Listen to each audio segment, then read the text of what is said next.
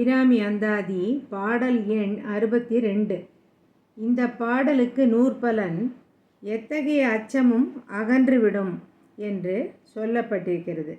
இந்த பாடலை தொடர்ந்து பாராயணம் செய்தால் நமக்கு ஏற்படக்கூடிய எல்லா விதமான பயங்களும் அச்சங்களும் கவலைகளும் நீங்கிவிடும். அதனால் இந்த பாடலை ஏதாவது சில பேர் எதை எடுத்தாலும் ஒரு பயம் இருந்து கொண்டே இருக்கும் அவர்கள் மனதில். குழந்தைகளும் ஆகலாம், பெரியவர்களும் ஆகலாம்.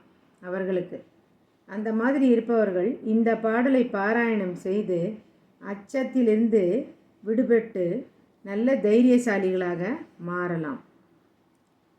தங்கச் சிலை கொண்டு தானவர் முப்புறம் சாய்த்து மதவெங்கண் கரியுரி போர்த்த செஞ்சேவகன் மெய்யடைய கொங்கை குறும்பை குறியிட்ட நாயகி கோகனகச் செங்கை கரும்பும் அலரும் எப்போதும் என் சிந்தையதே.